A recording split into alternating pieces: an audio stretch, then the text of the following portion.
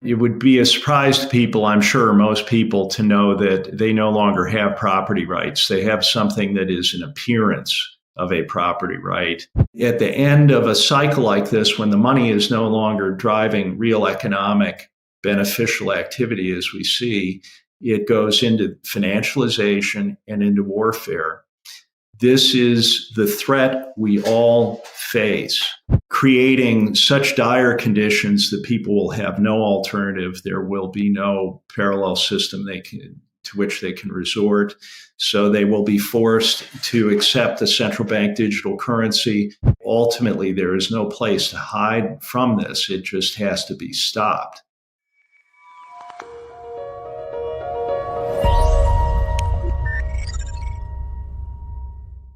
Hi everybody, my name is Paul Buitink and welcome to a brand new episode of Reinvent Money, sponsored by Dutch precious metals broker Holland Gold. I'm honored to welcome today's guest to the show, Ντέιβ Ροτζερς.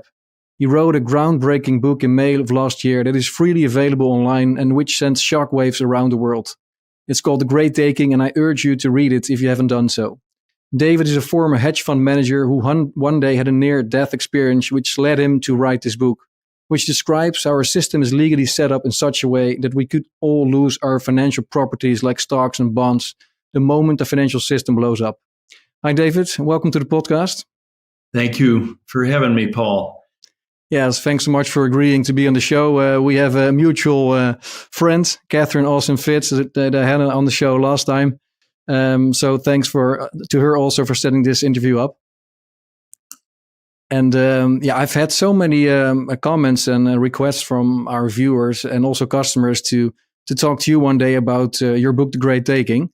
Let's start off with the basics. What is The Great Taking all about? Well, it's about a very deliberate plan that has been put in place. It required many years of work and decades, really, to implement this. So it's not an accident. And it is really about severing property rights to securities, stocks and bonds, which for 400 years were property. So personal property. So if your broker or bank failed, you would say, I'm sorry, you're out of business. Here's where you can send my stuff. And if they didn't, that was criminal theft. But, it would be a surprise to people, I'm sure, most people, to know that they no longer have property rights. They have something that is an appearance of a property right. You may see in your agreements the term beneficial ownership, which is sounds nice, but it's really just creating an appearance. Of course, you can buy and sell the security and have a gain or loss on that. You're paid interest or dividends. You receive a proxy statement, but all the while, you are not the legal owner of the security. The legal ownership is with the entity that controls it as collateral, and it is controlled elsewhere 100% of the time. All securities elsewhere are in pooled form, held in pooled form, and used regularly without restriction, without judicial review, and free of payment as collateral in the financial system by other interests. Yeah, and you substantiate all that with a lot of legal documentation in your book. A lot of focus on the US, but also on Europe. Would you say this applies to the whole world or only in the collective West? Well, I think I think Japan has been conformed to this also.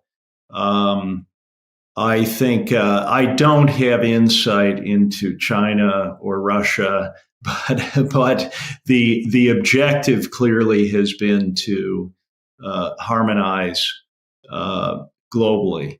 on this basis. And as we know, I mean, this is really being driven by the central banking powers.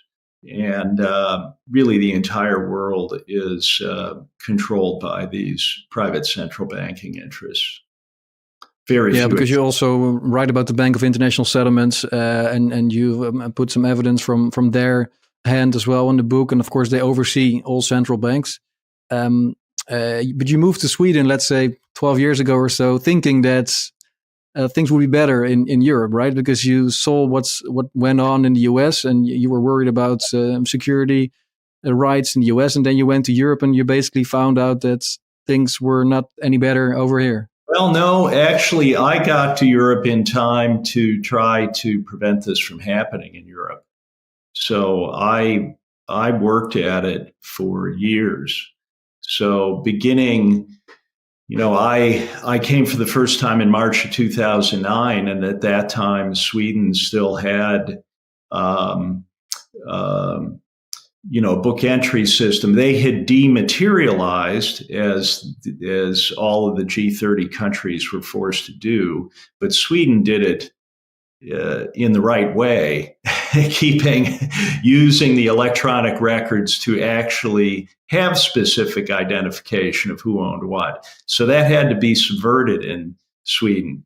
But in 2009, that was still the case. And that was the main reason that I moved to Sweden. And then I set about warning people here and in Europe not to go along with this and allow the change to be made here. So I met with the Minister for Financial Markets in Sweden and his state secretary, and they understood what I was talking about, and they did not disagree. And they said, well, we might not have to do it if the Germans will stand up to it. They were clearly saying little Sweden cannot resist this, but if big Germany will do it, maybe it won't happen. So that was probably in 2011 or so, somewhere in there, I had that meeting. And then in 2013, I spoke to a hedge fund conference in Zurich, really briefed them on this in detail. And people there understood, but they weren't going to do anything about it. And just some months later that year, the Central Securities Depository Regulation was enacted in Europe. And so that's at the EU level. That's what harmonizes this with the US system. But then it was also necessary to change local law at the national level in each case, as was done in Sweden in 2014 as well. So it took, I was there for 5 years warning people about it, but it happened anyway. Yeah. And then 9 years later or 10 years later, you decided to write a book. Or was it already something you considered doing a few years back? Or why now? Or let's say, why last year? I think going through the COVID years led me to have real conviction about this, because the malevolence toward the population is so manifest. We're in a global hybrid war. And that is really my motivation. This is not about saving your investments. This is, we are being threatened in a full spectrum way. And the purpose of the book, it's not an investment advice book. It is about something much bigger than that. And I really mean the great taking, because it's everything. And yeah. So more than your assets, it's also about taking your liberties and your freedom in general. Yeah, and complete subjugation. And in many ways, I mean, their objective is to take our humanity, our ability to, property. I one of the things I did in the U.S. was I had a weekend with G. Edward Griffin, talking with him. And he said that property is deep in not just in humans as an important thing for humans, but it seems to have its roots in animals as well, and it's deep. So the property relates to nesting. It's in birds and other types of it's having a territory, having a place, and it's related to the ability to reproduce, to have the stability to reproduce. So if property is taken away, it is crushing to people. Yeah, it's the essence of life, indeed. And when you talk about they, that of course the $1 million question is always, who are they? Who are the architects, as you refer to them in the book? Could you be more specific about it, or is it also difficult for you to understand who's behind the curtain? Well, no. The clearly the center of this is the people who control the private central banks. So it's the people behind certainly the Federal Reserve System. This has been the entities involved. The Fed is certainly involved. The Bank for International Settlements, the Bank of England is kind of the forerunner of all of this. So it's these are the people that really control and have these long-range plans, and everybody else works for that money power, which has its roots going back to the creation of the Federal Reserve, but then even before that, the Bank of England. And what about, for example, the Dutch Central Bank? I live in Holland. They are owned by the state. You say all the central banks are privately owned. Is it then more about control instead of actual ownership? Could you elaborate on that? Surprised if they are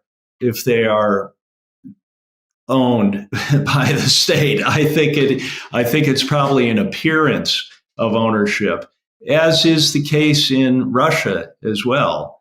That's why, after the USSR was collapsed, the central bank in Russia was reconstituted. It has an appearance of being a state bank. In other words, the building is owned by the state, but there are other interests that actually control the bank, and even the Russian central bank is a member of the BIS.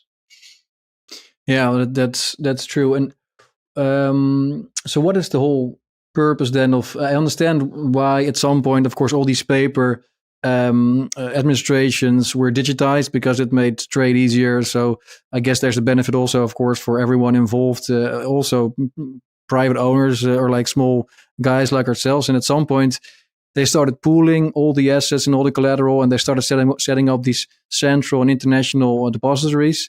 But what in the end, what was their plan then? So to execute the great taking, that was something they came up with already decades ago to get to that final goal to overtake most of the property?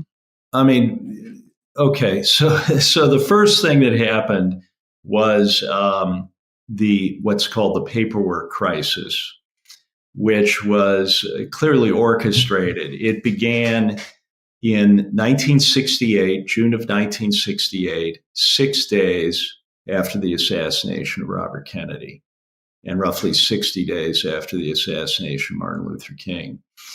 And the paperwork crisis consisted of closing the New York Stock Exchange every Wednesday for 6 months.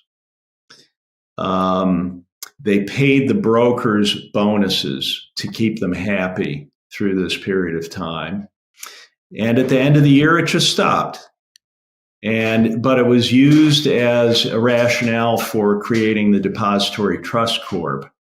Now, what happened there? There's a guy named Robert Denser, who is, has written in his own memoir about this. He's done interviews about it, and he makes no secret about it. He was a career CIA guy. He started with the CIA out of college. The CIA arranged his draft deferment, and he worked in Europe, forming anti-communist student organizations. Then he worked explicitly for the CIA for half a dozen years. Then he went with the CIA to U.S. aid in Latin America, doing nice things down there. And then he says in his memoir that following the assassinations, his interest shifted back to the U.S. It's interesting that he links it to the assassinations. And then he comes back, and mysteriously he is appointed superintendent of banks in New York State, having never worked in business or finance or banking. So he's superintendent of banks, and from that position, he is made the CEO, or named the CEO of the to-be-formed Depository Trust Corp, which would hold all the dematerialized securities. So this is a CIA operation, which did not actually begin until, I believe it was 1973. So 5 years after the paperwork crisis, they started. Somehow everything worked just fine for 5 years after the rationale for starting it. Then there was no significant dematerialization until the 1980s. So for like 10 or 15 years after the paperwork crisis. So things were working just fine with paper certificates, especially with computerization. But what that really, the dematerialization is a necessary precondition for severing the property rights. With a paper certificate, there's a bright line in terms of control. Control is a key concept for taking property into bankruptcy. So there is a bright line. If you delivered your certificate into a broker and put it in your margin account so that you could lever against it, then you would clearly pass control. You had signed an agreement to allow the securities firm to use it. But when all securities are pooled in this way, they are always controlled by the ownership of those is controlled elsewhere, at least after if you don't have specific identification. You see, Sweden was identified as a problem because Sweden implemented it in a way to assure that people had property rights to their securities, even though they were dematerialized. Yeah. And then even the Swedes decide to give in. And in the US, there's actually also proof. For example, you mentioned the Lehman case, where the protected class, like J.P. Morgan, for example, actually got preference over ordinary security holders in that bankruptcy. Yes. Well, and that is implemented in the Uniform Commercial Code. In all 50 states. It's also in the language in the Uniform Commercial Code. And there's a lie, there's a subterfuge behind this, because what they did when they, so this was the next step. After the dematerialization, they had to change the local law. And this is what has been done in Europe. The subversion is at the local level. So what they did was to, in the first instance, this is in Article 8 of the UCC, there's a statement that, well, let me say they created this concept of an entitlement holder. So you're no longer a shareholder or an owner. You may be termed a beneficial owner, but in the Uniform Commercial Code, there was this new concept of an entitlement holder created that hadn't existed ever in the history of securities law. And an entitlement is a contractual claim to your property, which is very weak in the event of insolvency, because you have no right to specifically take back your property. You're an unsecured creditor. So that then allows some other entity to have priority over you to your own property. So, but they implemented this in a way to hide it from people in the Uniform Commercial Code. So it begins by saying that the entitlement holders have priority over secured creditors. And this is what was mentioned in the discussion of the revision of the UCC that accompanied the legislation. Was people were assured that this was done to secure property rights for people. So it says this, that the entitlement holders have priority. But if you read to the bottom of the paragraph, it says except. And few people read to the bottom of the paragraph, it seems. And then when you go to the except, there's another paragraph that begins in the same way, saying that entitlement holders have priority, except. So you have to read further again. And when you get to the third level, you see that the exception is that when the secured creditor has control, the secured creditor has priority over the entitlement holders. It's as simple as that. So it's a subterfuge to make people think, and I've seen it happen. People read the first section, they say, what's the problem here? This is fine. But so it was done in a way to deceive. Yeah, and have you discussed this also with other legal professionals in the US? Do they confirm what you claim?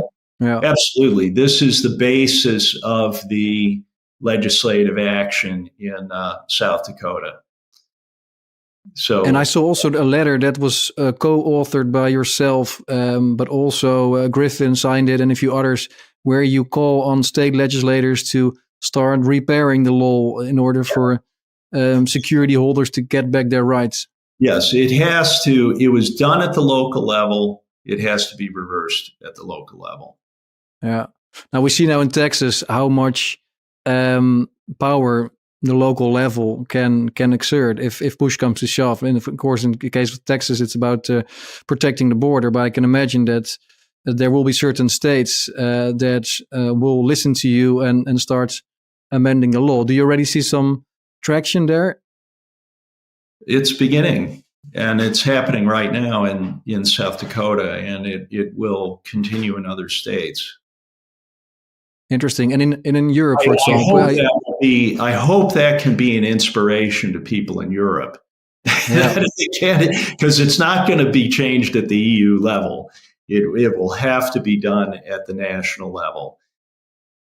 Yeah, and of course, in all these different EU nations, we are bound by European law. Like, for example, in Holland, European law always comes first and then local law. So, but I did check, of course, my brokerage account, because after reading the book, I got a little bit worried. So I checked Saxo, which is a Danish bank. I have some shares with their broker entity. And in the terms and conditions, it says that I pledge everything, but also primarily in the situation where I owe them money, they can then liquidate my shares. But it does say that they will never, without my explicit consent, hypothecate or rehypothecate my securities. But so that seems to give me some comfort, or I think you have to read further because I don't think that's the case, because the securities are, you see, you have a national central securities depository that keeps track of who owns what in terms of beneficial ownership. So there's that record keeping at the local level. But then the securities pass to the International Central Securities Depository. That's where they're pooled. And in the case of Denmark, that's probably Euroclear. Yeah, true. Clearstream, but it's probably Euroclear. And so this is the subterfuge. When the securities are pooled, the representation can be made to someone that, oh, we're not loaning out your securities, but you're still in a pool where there's no identification. So all of the securities are being used without restriction. So this is how it has worked in duping institutional investors. They're told that, oh, well, your account is segregated, and you maybe you'll pay us more for custody because we've told you what you wanted to hear. But because the key thing here is this Federal Reserve response to the legal certainty group in Europe, which is a very hugely important, historically important document, because it's a primary source document that is absolutely irrefutable, and you can't have any authority higher than the lawyers of the New York Federal Reserve explaining how this works. And they explain that even segregated, say, have it in quotations, quote unquote, segregated accounts are subject to the same thing. They're entitled to only a pro rata share of what remains in the pool after the secured creditors take what they are able to take. Yeah. Yeah, there's this huge shortage of collateral, apparently. There's not enough collateral to underpin this gigantic derivatives complex that we build upon on top of our financial system. We have in Holland a lawyer called Hester Bice who wrote a book, Worst Bank Scenario. She also now published it in English. Maybe you've heard of her, but otherwise I'm happy to connect you guys. But she's also been investigating primarily the Dutch financial system, but also more and more the European financial system. And she also has come to the conclusion that there's this massive shortage of collateral that is about to, at some point, it will then implode, and it will be like a game of musical chairs where there's just not enough chairs when everything falls down. Well, I think that's by design. This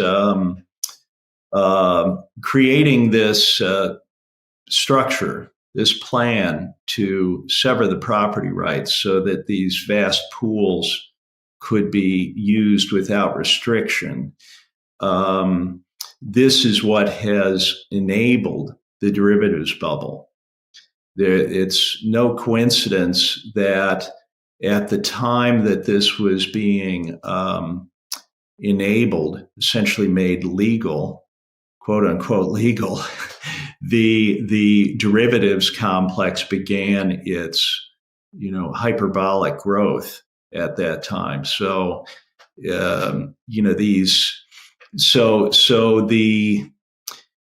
basically what has happened here, if you go back into the documents where there's discussion of the revisions in 1994 and the reason for them, the way they describe it is they had to catch up, they had to modernize with the practice that was already underway.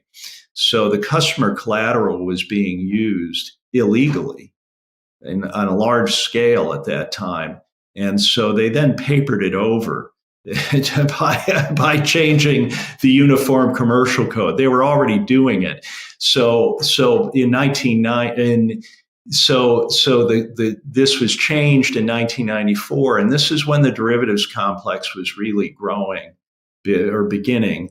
And by 2001, 2002, it had reached about twice GDP, global GDP. And I was worried about it then. 5 years later, in 2007, it was 10 times GDP. So fivefold increase in like 5 a financial years. Waterhead. Yeah.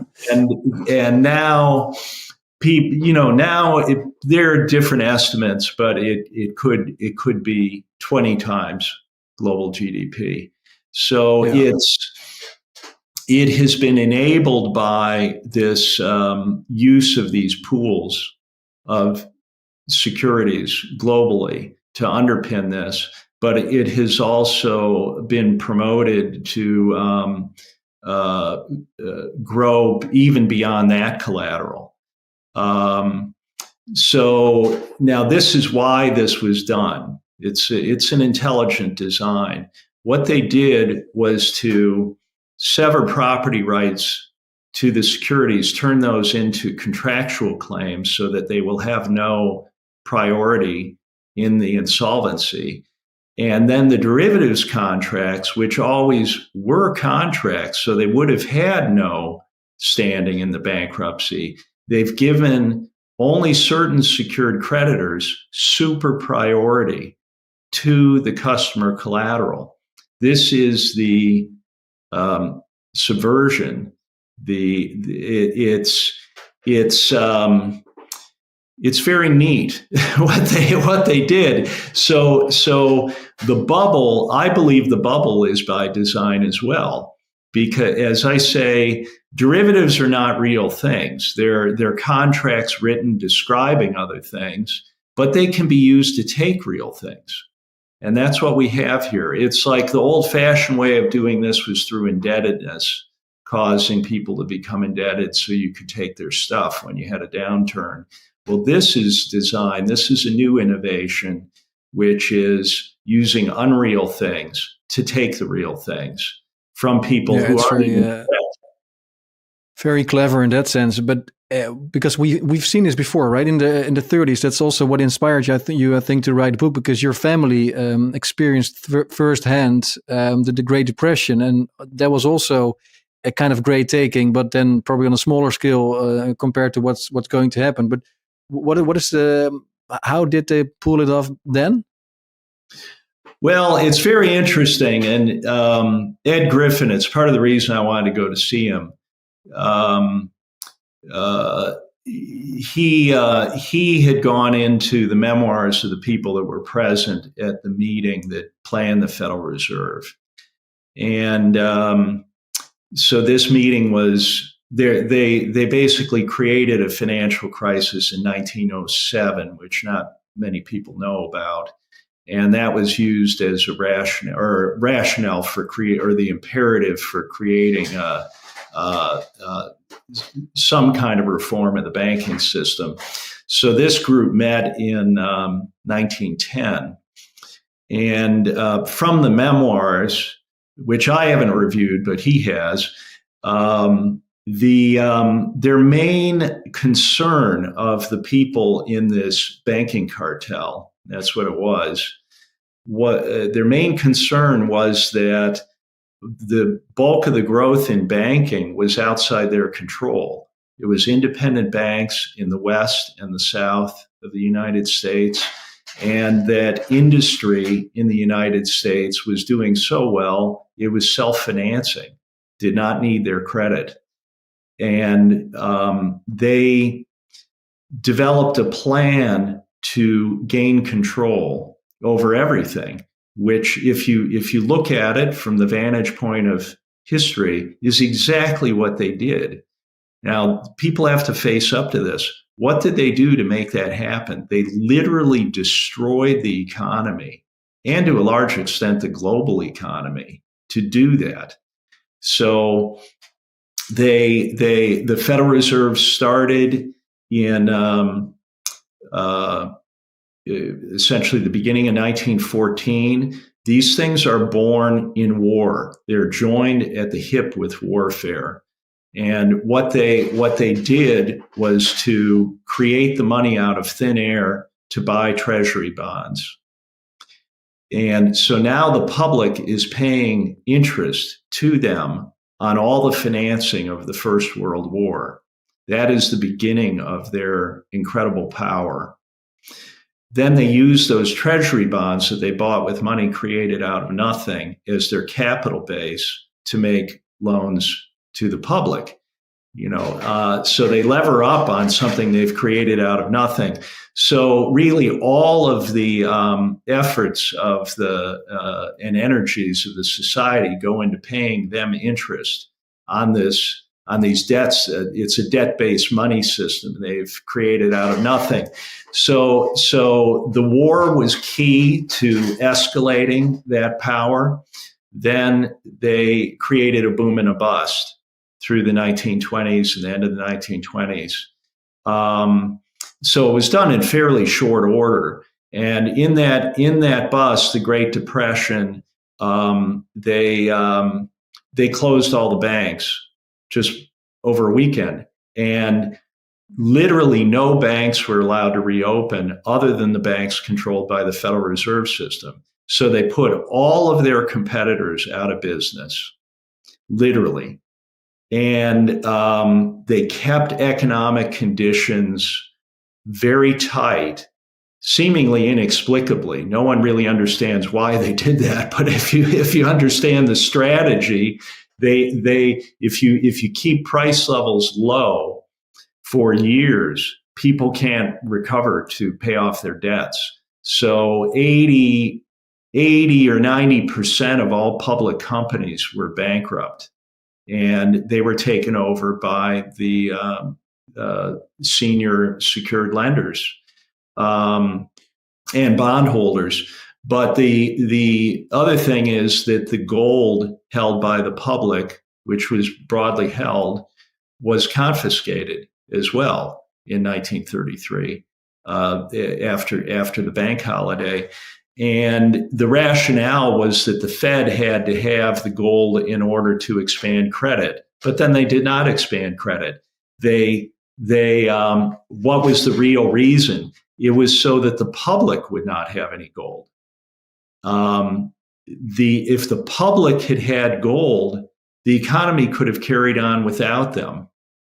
So this was a comprehensive plan to crush any parallel system, any alternative to their credit creation being the sole credit available in the economy. And it worked very well.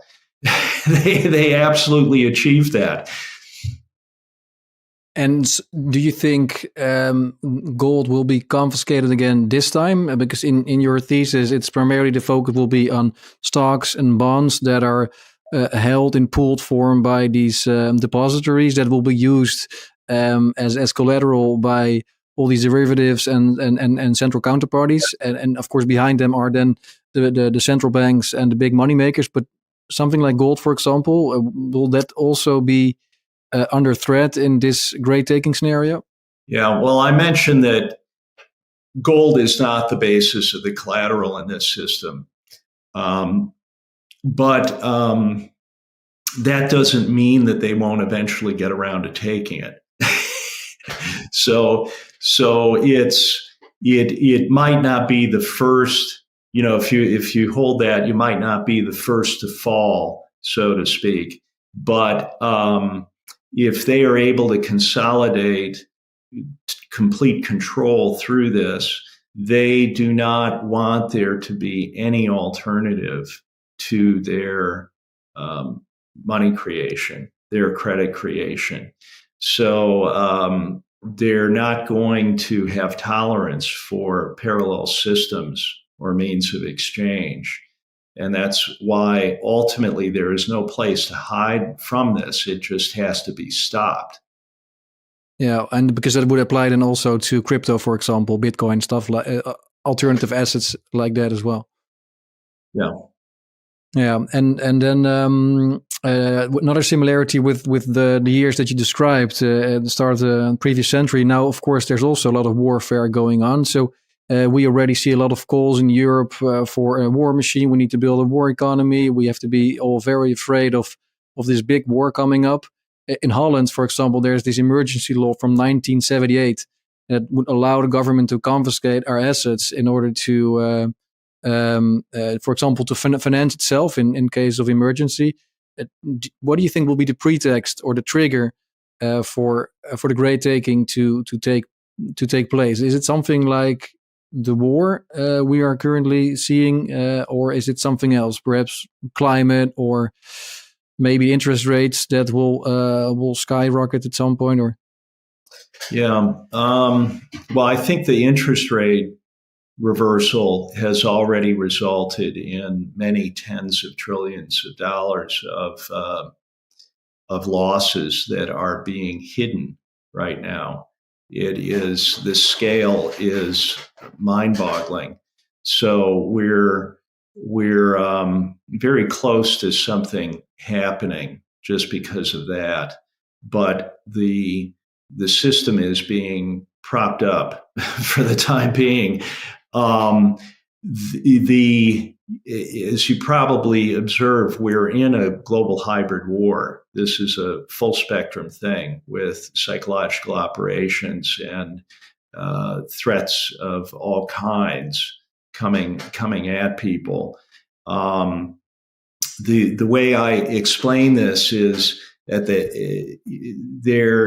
their money creation, creating money out of nothing, is an awesome power to begin with, and when you have a finite money system and you begin creating money out of thin air, that money has a very high velocity. In other words, projects are done that wouldn't have been done otherwise, and that money gets turned over many times.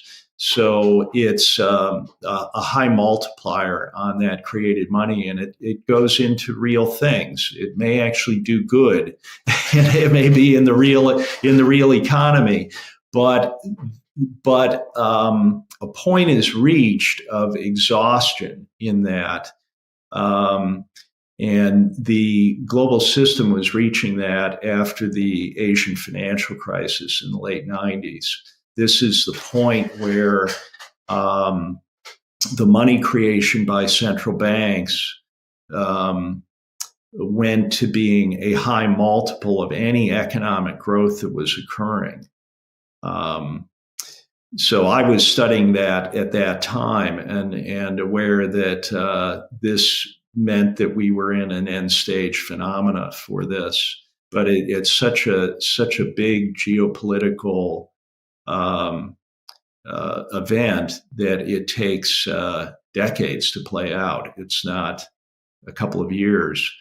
Because they had the chance then, and with the dot-com crisis, the great financial crisis, the COVID meltdown, there were a few moments where the Great Taking could have been implemented already, or wasn't the legal system set up properly yet? They weren't ready yet. That's the answer. Each of those things was used. They made these things happen. They made the dot-com bubble happen. They were, by the end of 1999, they were growing money at a 40% annual rate. That was the peak of the dot-com bubble. I knew that. I was following that in real time. I knew they were doing it. So if I knew, Alan Greenspan knew they were doing that. Why were they doing it? They create these bubbles and bust. And right on the heels of the dot-com bust, that's when Europe was being pressured to harmonize with the essentially with the Uniform Commercial Code approach to property over securities. So that was beginning in 2002. Then they needed to get to the point of changing the safe harbor laws to allow the protected class to take the securities, and that was in 2005. They had a couple of things to get done yet, and then the Lehman Brothers case was used to cement the case law around that, but also that financial crisis, this is very important, was used to drive the rationale for central clearing of all derivatives trades. Prior to that, they had been bilateral. So you knew who your counterparty was. Originally derivative contracts were good things. It was like a farmer selling his crop forward at a date when it was harvested, locking in a price, and there was a buyer that was happy to buy at that price. These were arm's length, sensible contracts. But people get confused about what derivatives are. It's just a contract. It can be written on absolutely anything. So that crisis was used as a rationale, they said, well, having a counterparty is too risky. So we're going to centralize all of that. So you don't have another party. You don't have to worry about them. You have the central clearing counterparty as your counterparty. What they didn't tell people is there's no capitalization under these central clearing counterparties. It is tiny in the scheme of things, and that even people within these entities and in associated entities are talking about the fact that they are going to fail, that all the risk has been concentrated there. And that is the end game of this. It's an integral part of the design. So when you say, why did it take so long? Well, they had some stuff to get done first. They had a checklist. They needed to establish these central clearing counterparties. So the great financial crisis was used to do that. And then it took a few years yet, 2014, to get the CSDR in place in Europe. So they had stuff they had to do. And now they're ready. And when did you end your last hedge funds? What year was that? When you stopped with your I wound up my hedge funds in 2005. What was the name of your last one? It was the end of 2004. I stopped the end of 2004. Oh, nice. And what was the name of your last venture? It was called Verus, VERUS. Nice. So it was the same strategy I had used before, but let's say the last couple of years I was doing it was not fun, because what happened was when I was managing through the dot-com bubble and bust, I was monitoring the M3 money supply figures released by the New York Fed, and or it may have been the St. Louis Fed data, but it was reflecting the open market operations of the New York Fed. And so I could see the rate of growth in money. And I was the only person doing this, it seems. And I could see money was always growing, but you could see week by week whether it was accelerating or decelerating, the rate of growth. And that allowed me to know, okay, they're stepping on the pedal here. And I had 2 or 3 days to get positioned for a sharp move up in the market. And then it worked the other way. If it started decelerating after run up, I knew, okay, we're going to roll over again soon. And I could get positioned in the other way. What happened in March of 2003 is there was a day in March of 2003 where everything went up simultaneously.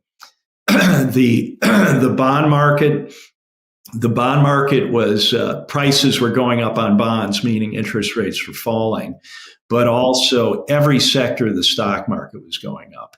Now, prior to that, the markets used to be a fairly closed system. You had the Fed creating money, but it wasn't on the scale to drive up everything at the same time.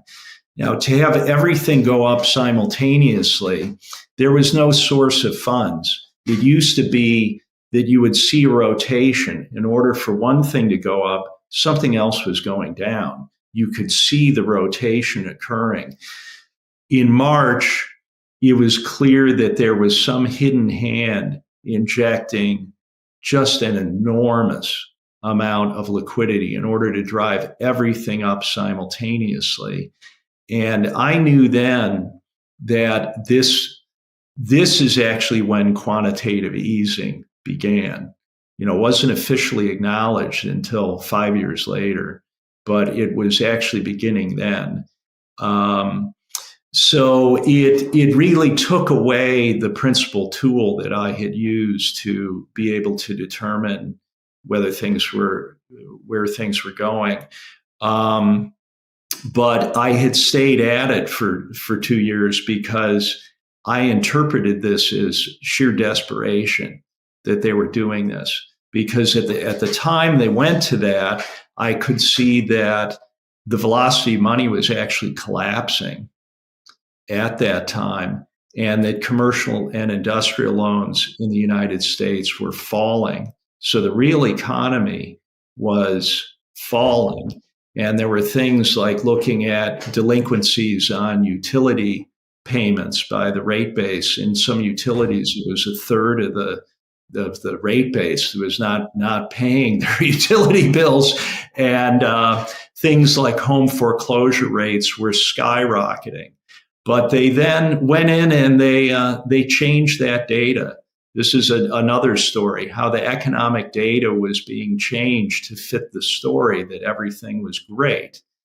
And then they used all this money creation to create the asset-backed securities bubble, which is another story.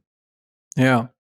And then maybe to wrap up, if so people can, of course, try to convince their legislators, whether it's in the US or in Europe, to try to change the laws in order to avoid this fate from happening.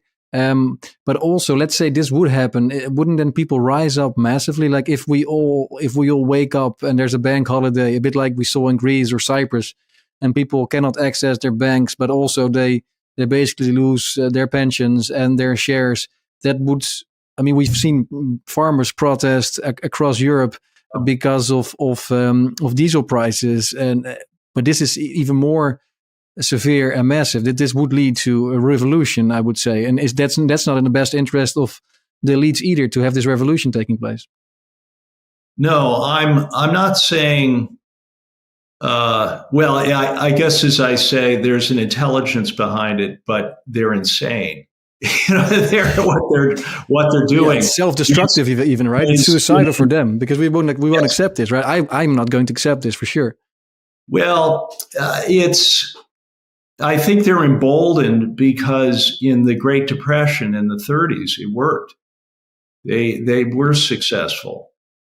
Yeah, people were misinformed. They were not informed. Now we have all the alternative media. We have social media. We have all sorts of ways to inform ourselves and also to misinform ourselves. But I would at least expect this to disseminate across the internet, or maybe they will also censor the internet even more. Of course, in Europe we have the Digital Service Act and everything. But yeah, well, maybe I'm too hopeful, but. It's so important that we use the freedoms we have remaining to us to spread awareness of this with urgency now, and to begin. This is our hope. It's that this is so apparent and irrefutable. The deliberate plan behind this taking of all the securities. And it's implemented comprehensively globally, that it will injure everyone and all the way to the top of the system.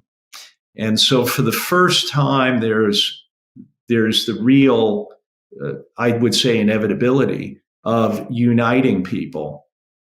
So divide and rule will not work, as you're saying. People will have something to say about this, but it's the fear here is that the people behind this, they're engaged in a full spectrum hybrid war plan here. They've planned a long time for this, and the longer they're allowed to go, they will increasingly move toward hurting a lot of people. This is what happens. That's actually their old strategy. The central banking power has always been involved with warfare and totalitarianism. They've backed every totalitarian project. So that's where we're going. And at the end of a cycle like this, when the money is no longer driving real economic beneficial activity, as we see, it goes into financialization and into warfare. This is the threat we all face, is that the violence, they're going to escalate the violence globally. That's why it's a world war. They make it so. So we have to realize there are always psychopaths, sociopaths, whatever you want to call them. They've always been with us. There is a portion of the population. There are always people with crazy ideas that can have these schemes.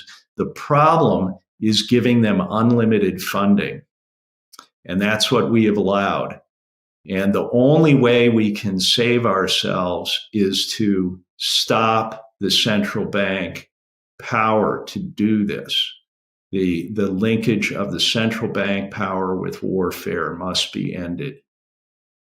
Well, that's very clear, and also I guess that means we should definitely oppose the further development of central bank digital currencies, because they would provide the ultimate tool in the end then to central bankers to wield their power. Yes, I think it is going. That's what they want to achieve here, is creating such dire conditions that people will have no alternative. There will be no parallel system to which they can resort. So they will be forced to accept the central bank digital currency, or as Whitney Webb is now explaining, they can create a private sector solution that nonetheless the central banks are behind, and something hung off of stable coins. There are different ways to do it, but it's really the same thing. Right.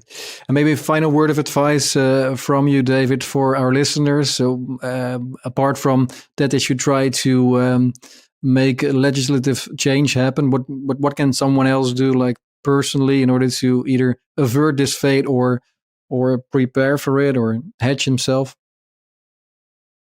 Well, I'm very careful about that, because obviously we should get out of debt if we can do that, sell things and pay off all debts.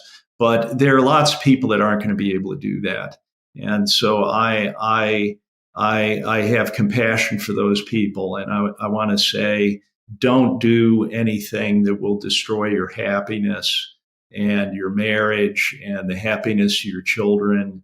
We will get through this. You have lots of neighbors who are all in debt. We will.